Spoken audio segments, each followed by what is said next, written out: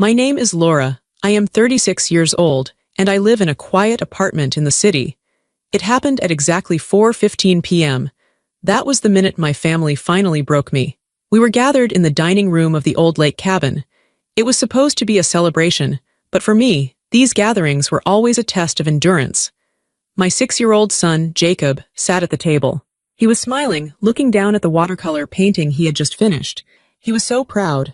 Then my sister Jessica leaned over. She didn't stumble. She didn't slip. She looked right at me with a cold smirk and tilted her glass. Thick red wine poured directly onto Jacob's painting. The paper soaked it up instantly, ruining the colors. I waited for the gasp. I waited for my mother to scold her. Instead, the room erupted in laughter. My uncles, my cousins, and even my mother threw their heads back. They were laughing at a child's devastation. Jacob didn't cry. He just froze and started to shake, trying to disappear into his chair. In his terror, I saw my own childhood staring back at me. They were teaching him that his pain was a joke. And in that second, the fearful daughter inside me died, and a furious mother was born. But before I tell you how everything flipped and subscribe, drop a comment. Where are you watching from? My name is Laura. I am 36 years old. I looked at my son. That is the only thing I could do in that moment. The world around me had dissolved into a blur of noise and motion, but Jacob was crystal clear. He was the only thing in the room that was real to me. He was 6 years old. He was small for his age, with messy brown hair that always seemed to stick up in the back no matter how much I combed it. He had eyes that were usually wide with curiosity, eager to see everything, eager to show you what he had found. But right now, his eyes weren't wide. They were squeezed shut. The red wine was still spreading. I watched it move across the table's surface like a dark, living thing. It soaked into the thick, white watercolor paper of his painting. He had spent 2 hours on that painting. We had brought his art supplies specifically for this trip. I had told him, "Grandpa loves birds. Why don't you paint him the blue jay we saw at the feeder?" He had taken the task so seriously. He had stuck his tongue out the corner of his mouth while he mixed the blue and the white to get the color of the feathers just right. He had told me, "Mom, look, I made the feathers look real." He was so proud. He thought he was contributing. He thought he was giving a gift. Now the blue bird was gone. It was just a dark, purple bruise on the paper. The wine had erased his hard work in less than a second. Jacob didn't scream. He didn't cry out. That was the part that broke my heart the most.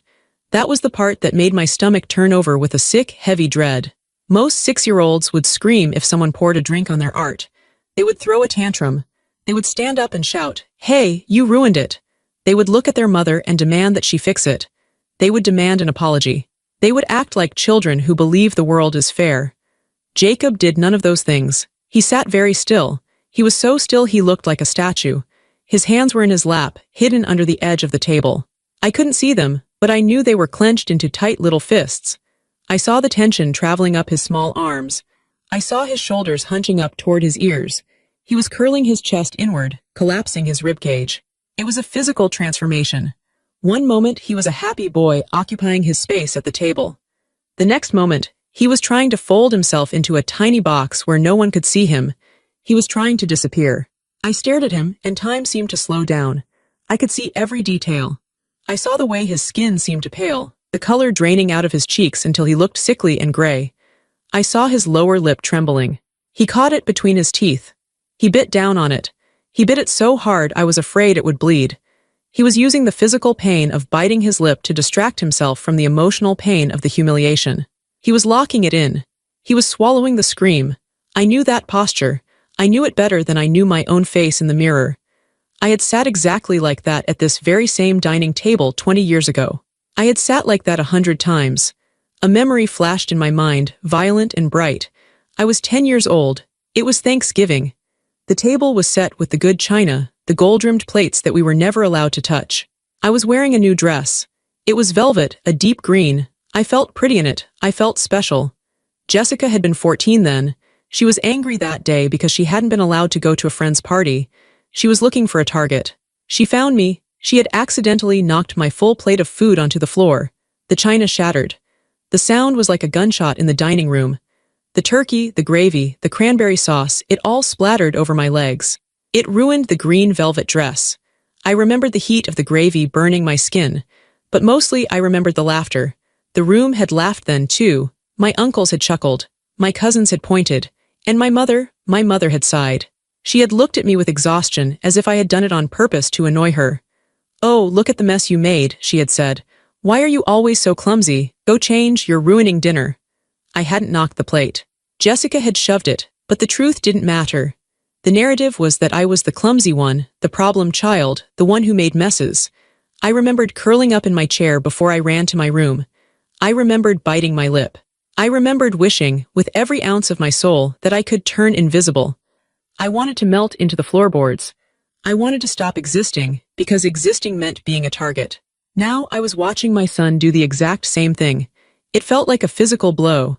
It felt like someone had taken a sharp knife and slid it right between my ribs, twisting it slowly. I wasn't just watching him. I was watching the cycle repeat itself. It was happening in real time. I looked at the top of his head. He was looking down at his lap, refusing to look at the painting, refusing to look at his aunt. I realized then that trauma isn't just a memory. It isn't just something that lives in the past. It is something you inherit, like eye color or height. It is a family heirloom that gets passed down, heavy and poisonous. I had tried so hard to protect him. I had moved away.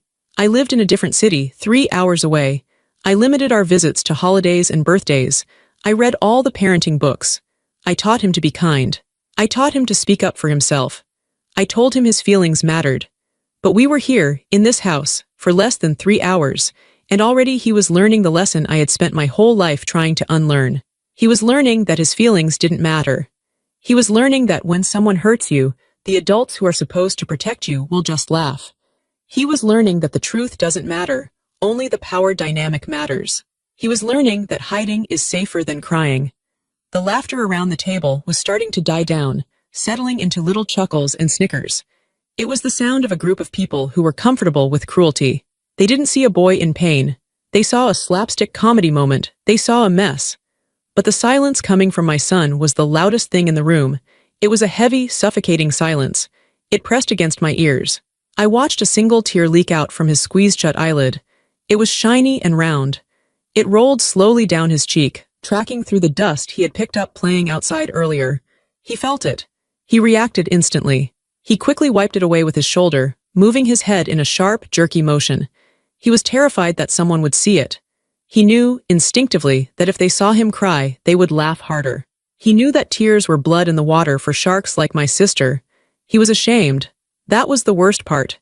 He was ashamed that his aunt had ruined his painting. He thought it was his fault. He thought he shouldn't have had his painting on the table. He thought he was stupid for trying to show it off. Victims always think it is their fault. We are trained to think that way. We are trained to look inward for the blame, because the world refuses to blame the aggressor.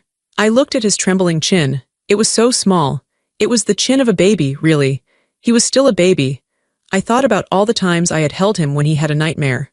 I thought about the times I had put a band-aid on his knee and told him, "You're safe. Mommy's got you." I had lied. I was a liar. I had brought him here. I had driven the car. I had walked him through the front door. I had brought him into the lion's den because I wanted to be a good daughter. I wanted to keep the peace. I wanted my parents to love me. I had sacrificed my son's safety for my own need to be accepted by these people. I looked at his small, defenseless back. He looked so lonely. He was surrounded by family, his grandmother, his grandfather, his aunts, his uncles, his cousins, and he was completely, utterly alone. The realization hit me cold and hard. It settled in my bones like ice water. I was letting this happen. By staying seated, I was complicit. By staying silent, I was agreeing with them. I was letting them teach him to be a victim. I was letting them break his spirit just like they had broken mine. If I didn't do something right now, in this exact second, this moment would become a cornerstone of his personality. He would remember this forever. He would become the boy who takes it. He would become the man who apologizes when someone else hits him. I looked at my hands resting on the tablecloth. They were my hands, but they looked strange. They looked like the hands of a woman who was afraid. I didn't want to be that woman anymore. I felt a change inside me. It wasn't a hot flash of anger.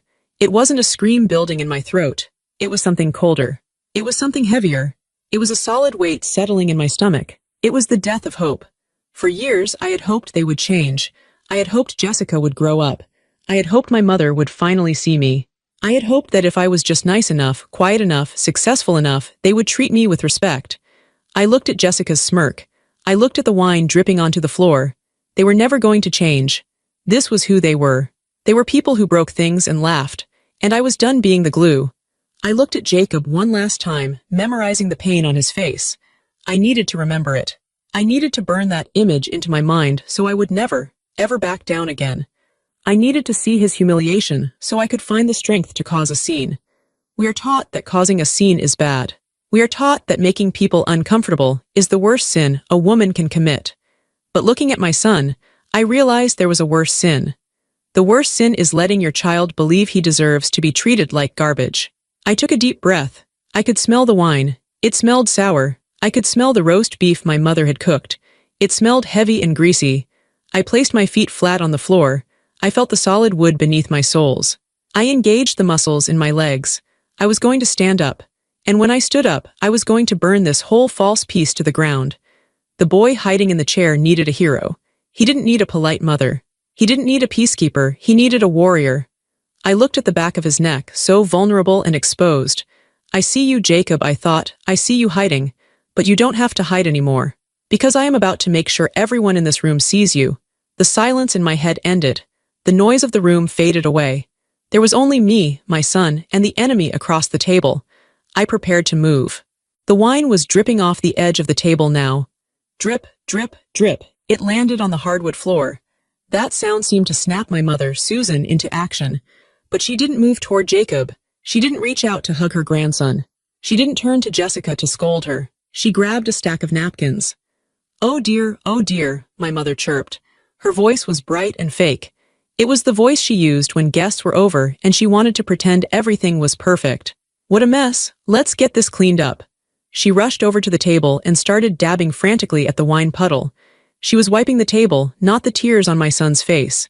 It was just an accident, my mother said loudly.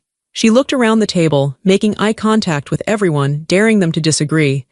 Just a silly accident. Jessica didn't mean it. The glass just slipped. Didn't it, Jess? She was rewriting history while it was still happening.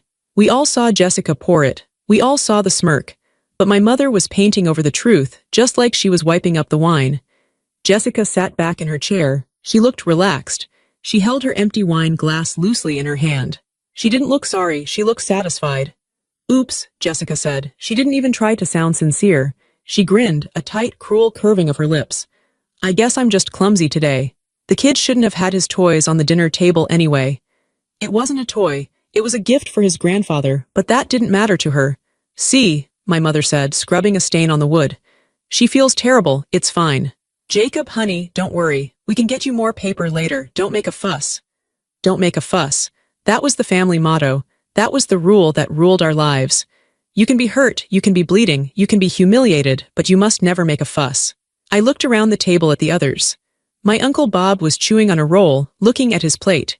My cousin Sarah was checking her phone. My Aunt Linda gave a nervous little laugh and took a sip of her water. They all knew.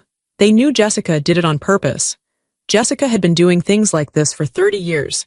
She would pinch me under the table until I cried, then claim I was crazy. She would steal money from my mother's purse and blame me. She would spread rumors about me to my friends. Everyone knew, but no one said a word. Why? Because it was easier. If they confronted Jessica, she would scream. She would throw things. She would ruin the weekend. She would make their lives miserable. Jessica was a terrorist, and my family held the rest of us hostage to keep her happy. So they sacrificed me. And now, they were sacrificing Jacob. They chose the bully over the victim because the bully was loud and the victim was quiet. They wanted a nice dinner. They wanted to pretend we were a happy family. If the price of that happy dinner was my son's self-esteem, they were willing to pay it.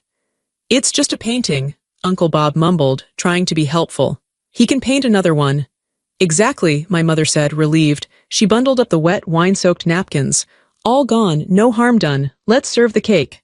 She turned to the sideboard to get the cake knife. She was humming. She actually started humming. She thought she had fixed it. She thought she had smoothed it over, just like she always did. I looked at Jessica. She was pouring herself more wine from the bottle on the table. She caught my eye and winked. It was a challenge. She was telling me I can do whatever I want and Mom will always protect me. You can't touch me. She was right. She had always been right. She was the golden child, the one who needed extra help, the one who was sensitive. I was just the other one. The strong one. the one who could take it. But they forgot one thing. I wasn't just a daughter anymore. I was a mother. I felt the air in the room get heavy. My heart was beating slow and hard against my ribs. I looked at my mother's back as she cut the cake. I looked at my relatives looking at the floor. I looked at Jessica's smirk. They had built a peace based on my silence. They had built a comfortable life by standing on my neck. I looked at Jacob. He was still staring at his ruined painting. He touched the wet paper with one finger. The piece was over. I stood up. I didn't do it quickly. I didn't jump up. I moved slowly, deliberately. The legs of my heavy wooden chair scraped against the floor. Scraap. It was a harsh, ugly sound. It cut right through the chatter and the clinking of silverware. The noise was loud enough that everyone stopped. My mother froze with the cake knife in midair. Uncle Bob stopped chewing. I stepped away from my chair. I walked around the corner of the table. My steps were steady. I could feel the floorboards solid under my feet. I walked until I was standing directly between Jessica and Jacob. I turned my back to my son. I became a wall. Jessica could no longer see him. She could only see me. I placed my hands flat on the table. I leaned forward slightly. The room was deadly silent. You could hear the rain tapping against the window. You could hear the refrigerator humming in the kitchen. Jessica looked up at me. For a second, she looked surprised. Usually, I would be crying by now. Usually, I would be running to the bathroom to hide. Or I would be helping Mom clean up, apologizing for existing. But I wasn't crying. My face was dry. My hands were not shaking. "That's enough," I said. My voice sounded strange to my own ears. It wasn't loud. I didn't yell. It was flat. It was low. It was terrifyingly calm. It sounded like a stranger's voice. "Oh, come on, sis." Jessica rolled her eyes. She tried to laugh, but it sounded brittle. "Don't be so dramatic. It's just a stupid drawing." I said I was sorry. "No, you didn't," I said. "You said oops." You smiled, and you aren't sorry. "Geez, you're sensitive," Jessica scoffed. She looked at our mother. "Mom, tell her to sit down. She's ruining the vibe." My mother turned around, looking anxious. "Honey, please, sit down. Let's just have cake. It's your father's birthday." "No," I said to my mother without looking at her. My eyes stayed locked on Jessica. "I am not sitting down," I continued. "And we are not having cake." "What is wrong with you?" Jessica snapped. Her face was starting to get red. She didn't like being challenged.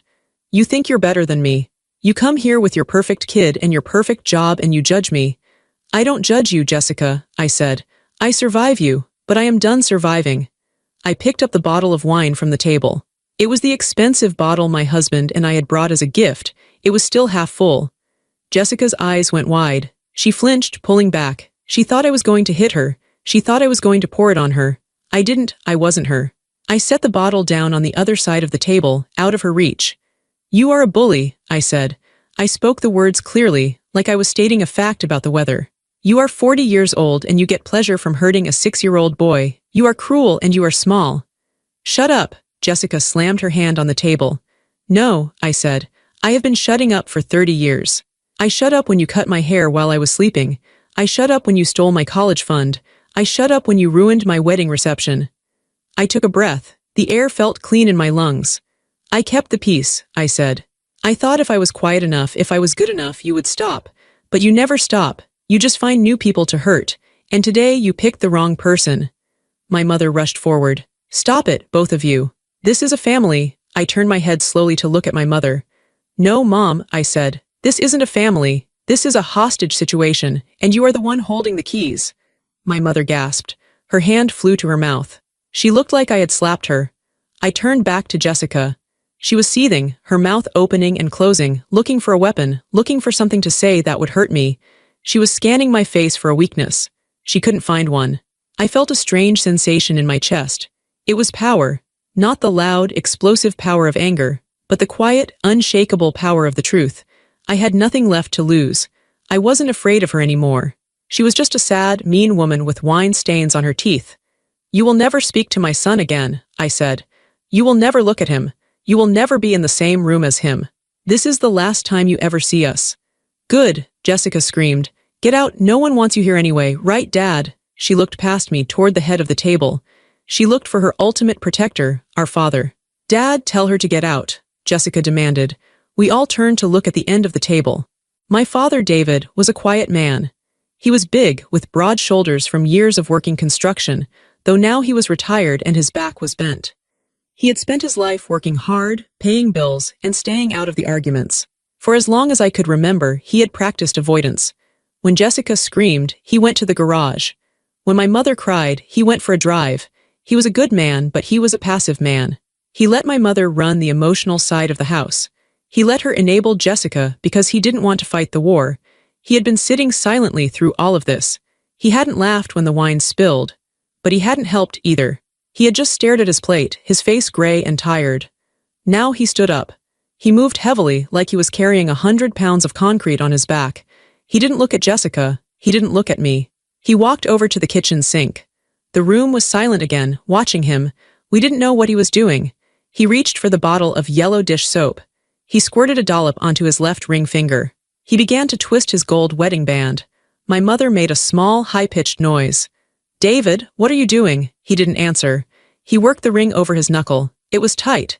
He had worn that ring for 42 years. His hands were swollen with arthritis. He grimaced in pain, pulling and twisting. Finally, it slid off. He held the gold band in his fingers. It was shiny and wet with soap. He walked back to the table. He stopped in front of Jacob's ruined painting. The puddle of wine was still there, dark and sticky. My father dropped the ring, plink. It landed right in the center of the wine puddle. It didn't splash. It just sank, surrounded by the red stain on the white paper. He looked up. He looked directly at my mother. His eyes were not angry. They were incredibly sad. They looked like a building that had finally collapsed after years of rotting from the inside. "I am done," he said. His voice was rough like gravel. "David, please," my mother whispered. She was trembling. "It's just a little fight. The girls are just upset." "No, Susan," my father said. "It's not a fight. It's a sickness." He looked at Jessica. For the first time in his life, he didn't look at her with pity or patience. He looked at her with disgust. "I have worked for 50 years," he said. "I broke my back. I worked weekends. I missed birthdays. I did it to provide for this family. I thought I was protecting you." He shook his head slowly. "I wasn't protecting you," he said.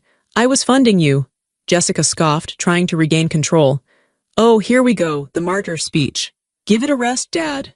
"Quiet," my father said. He didn't yell it, but the command was so absolute that Jessica actually shut her mouth. "I watched you hurt that boy today," my father said to her. "I watched you enjoy it. And I watched your mother help you cover it up." He pointed a shaking finger at the ring sitting in the wine. "I took a vow," he said to my mother, "to love and to cherish. But you made me take a different vow. You made me vow to protect Jessica from the consequences of her own actions. We have sacrificed our retirement. We have sacrificed our reputation. We have sacrificed our relationship with our other daughter." He looked at me then. His eyes filled with tears. "I am sorry," he said to me. It was the first time my father had ever apologized to me. "I failed you. I let them treat you like a spare part." He turned back to my mother. "I am done protecting you, Susan. And I am certainly done paying for her." He jerked his head toward Jessica. "What does that mean?" Jessica demanded. Her voice was starting to sound shrill. She sensed the danger now. "What do you mean paying?" My father reached under the table and pulled out his black leather satchel. He unzipped it. The sound of the zipper was loud in the room.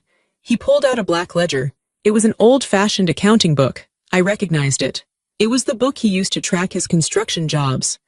"I brought this because I wanted to talk about the will today," my father said. "I wanted to talk about the future. But now I think we need to talk about the past."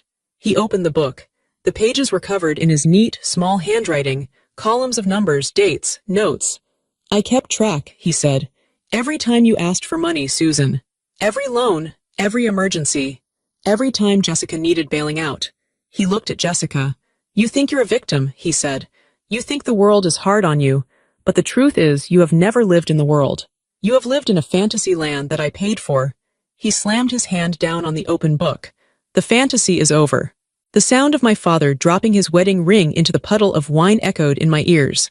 Plink. That small sound had shattered 40 years of silence. I was standing now. I had stood up moments before, confronting Jessica, and now I stood frozen, watching my father. He looked older than I had ever seen him, but he also looked stronger. He looked like a mountain that had finally decided to stop letting people climb all over it. He reached under the table. His movements were slow and stiff. We all watched him. My mother, Susan, was wiping her eyes with a napkin, mumbling, "David, don't do this. Not today, it's your birthday."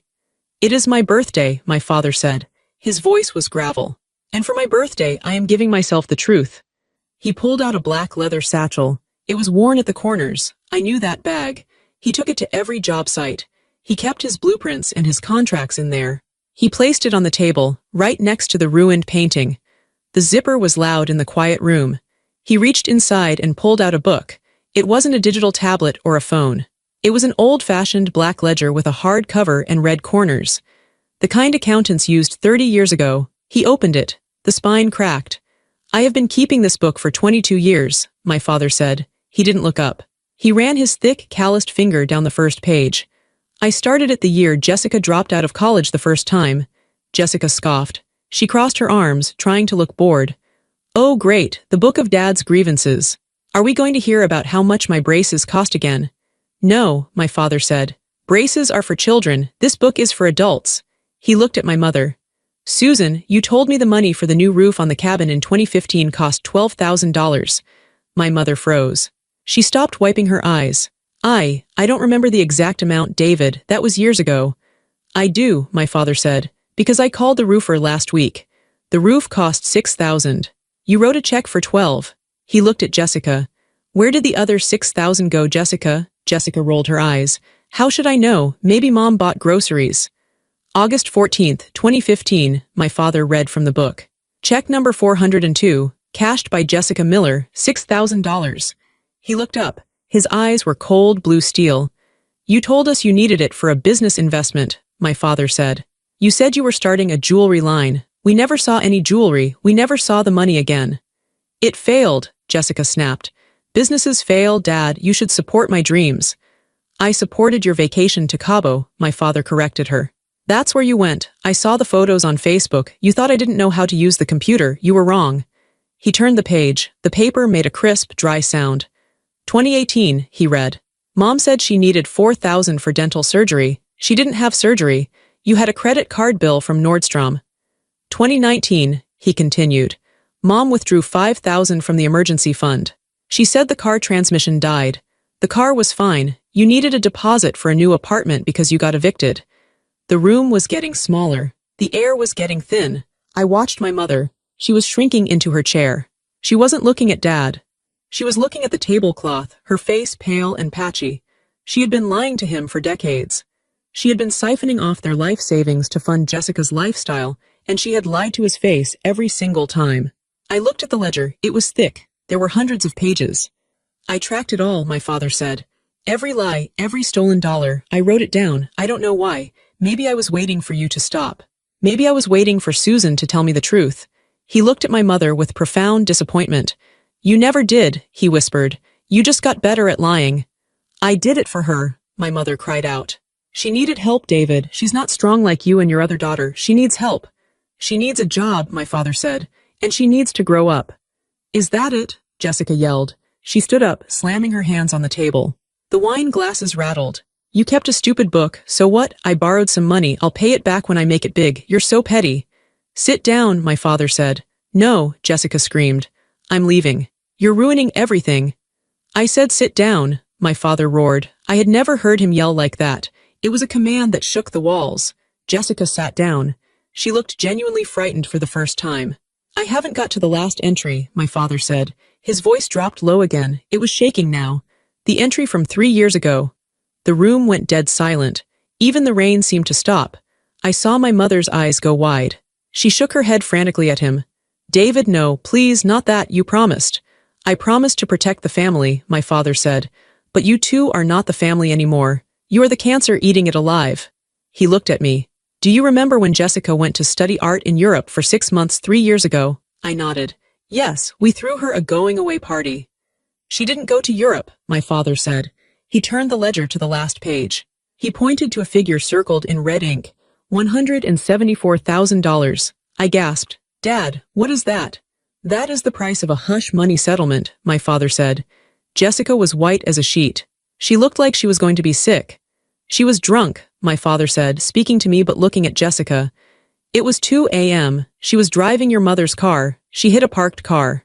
And she hit the person getting out of it. My hand flew to my mouth. Oh my God. He lived, my father said. Broken leg, concussion. But he was going to press charges. It was a felony DUI. She would have gone to prison. He looked at my mother. Susan emptied the retirement account. She cashed out her IRA. She took a second mortgage on this cabin. She paid the man and his lawyer to settle out of court and sign a non-disclosure agreement. She paid to make the police report disappear. I stared at my sister. She wasn't just a bully. She was a criminal. She had almost killed someone, and my parents had paid nearly $200,000 to cover it up. And you know what the worst part is? My father asked. He looked defeated. She didn't even say thank you. She didn't stop drinking. She didn't get a job. She just complained that she couldn't go to Europe. He closed the ledger, thump. The golden child, my father said bitterly. She isn't gold. She is just expensive. The silence after the revelation was heavy. It felt like the air had been sucked out of the room. My mother was sobbing quietly into her hands. Jessica was staring at the table, her face a mask of shock and defiance. I looked at Jacob.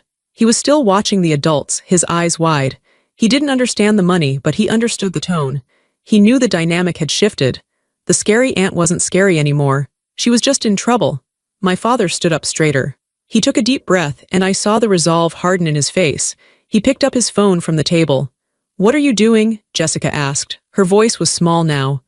"I am finishing this," he said. He dialed a number.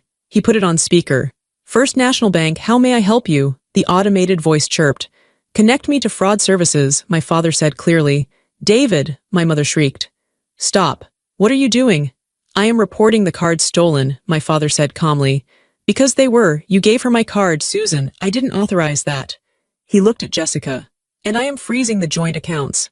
Jessica scrambled for her purse. She pulled out her phone. She started tapping furiously.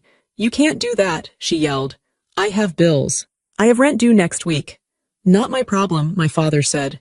"Declined," Jessica whispered, staring at her screen. She looked up at him with pure hatred. "You cut me off. You actually cut me off." "I should have done it 20 years ago," he said. He hung up the phone. He looked at the two of them, his wife and his daughter. "This cabin is in my name," he said. "My father built it. I maintain it." He looked at his watch. "It is 4:45 p.m. You have 1 hour." "1 hour for what?" my mother asked, her voice trembling. "To pack," my father said. "And to get out."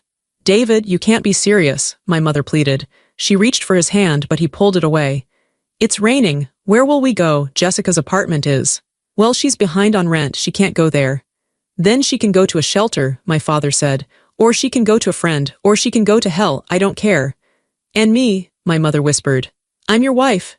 "You haven't been my wife for a long time," he said sadly. "You've been her accomplice. You chose her, Susan. You chose her over me. You chose her over our other daughter. You chose her over our grandson." He pointed to Jacob's ruined painting. "You watched her hurt that boy, and you handed her a napkin. You are just as guilty." My father walked over to the door. He opened it wide. The sound of the rain was loud. It was a storm now, hammering against the roof, washing the world clean. The wind blew in, cold and fresh, smelling of wet pine needles and mud. "I am staying here with my daughter and my grandson," my father said. "We are going to have a birthday dinner without you." Jessica stood up. She grabbed her purse. She looked like a cornered animal. "Fine," she screamed. "I don't want to be here anyway. You're all boring and miserable. I hate this place." She marched toward the door. As she passed me, she sneered. "I hope you're happy. You finally stole Daddy." I looked her right in the eye. I didn't flinch. "I didn't steal him," I said quietly. "You lost him." She stomped out into the rain. We heard her car door slam. My mother stood up slowly. She looked at the open door, then back at my father. She was waiting for him to crack. She was waiting for him to say, "Just kidding, stay, let's fix this." He didn't. He stood by the door, holding it open, looking at her with a face of stone. "David," she started. "Go," he said. She grabbed her coat. She grabbed her purse. She walked out the door, sobbing. My father watched them go. He watched until the taillights of my mother's car disappeared down the long, muddy driveway. Then, and only then, did he close the door. He locked the deadbolt. Click, he turned around. The room was quiet. The tension that had filled the house for as long as I could remember was gone. It had walked out the door with them. He walked back to the table. He looked at me. Then he looked at Jacob. Jacob was looking at him with awe. "Grandpa," Jacob asked, "are the bad people gone?" My father's face crumbled. He knelt down on the hard floor. He ignored his bad knees. He pulled Jacob into a hug. It was a desperate, fierce hug. "Yes, buddy," my father choked out, tears running down his weathered cheeks. "The bad people are gone, and they are never coming back." I walked over and wrapped my arms around both of them. We stood there in the kitchen, the three of us, holding onto each other while the storm raged outside. We were smaller in number, but for the first time in my life, we were safe. The silence in the cabin that night was different. It wasn't the tense silence of walking on eggshells. It was the peaceful silence of safety. We cooked hot dogs because the roast beef seemed like part of the old life. We laughed.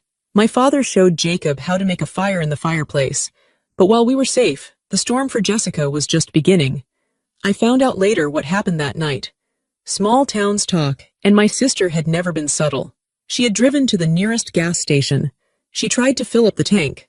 The pump declined her card. She tried another card, declined. She went inside and tried to buy a bottle of vodka and a pack of cigarettes. She screamed at the teenage cashier when the card reader beeped that angry rejection noise. She threw the bottle on the floor. The police were called. It wasn't the state troopers who knew my dad. It was a new deputy. He didn't know who she was, and he didn't care. He saw a 40-year-old woman screaming in a gas station, smelling like wine, with a suspended license in the system. She called my mother, of course. My mother was sitting in a motel room 10 miles away, staring at the wall.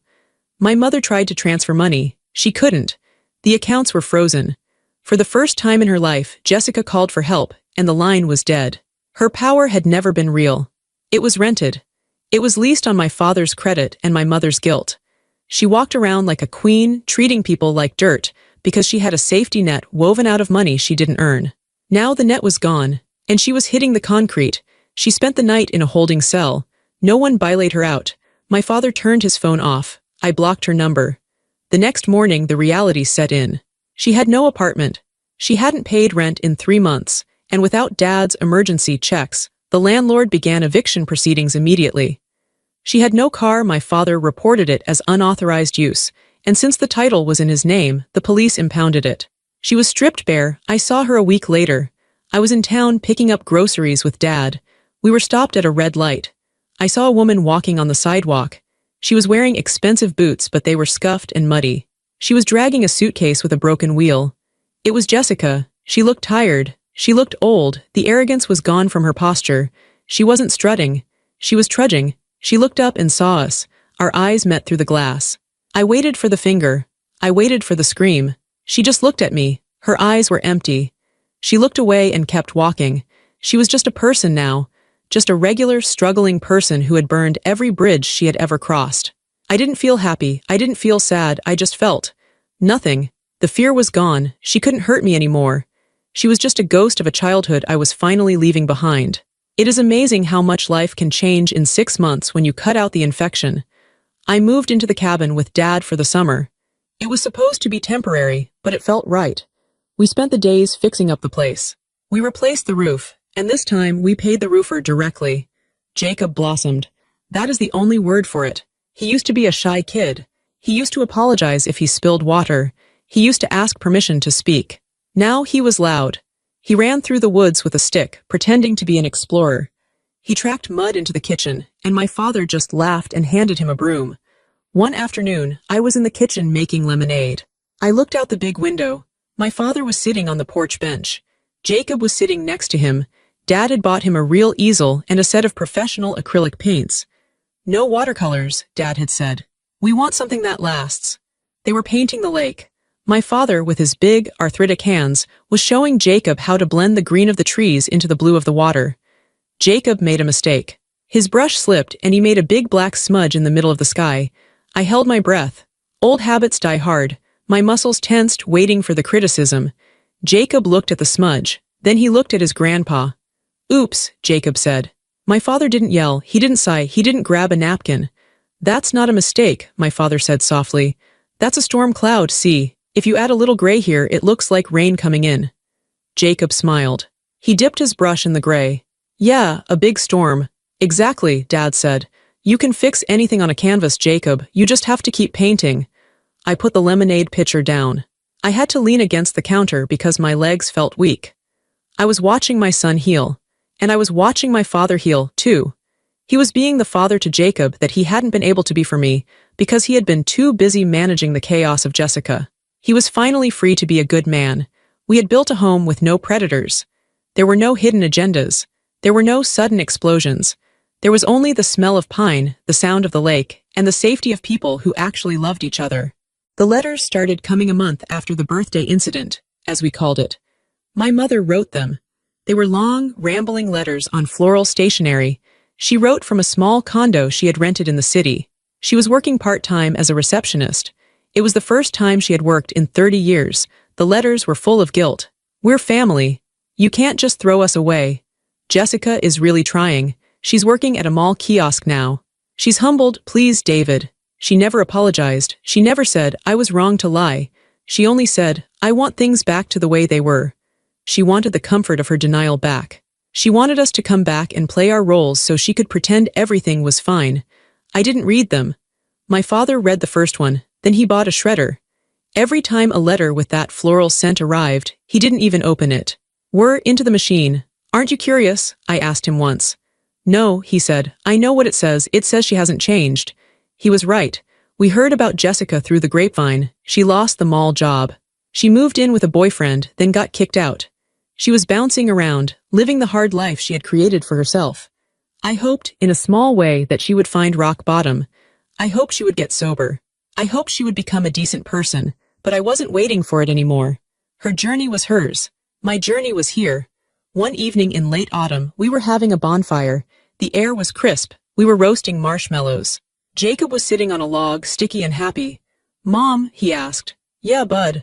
Are we going to see Aunt Jess for Christmas?" I looked at my father. The firelight danced on his face. He looked at peace. "No, Jacob," I said clearly. "We aren't?" "Okay," Jacob said, shrugging. "Good, she wasn't very nice."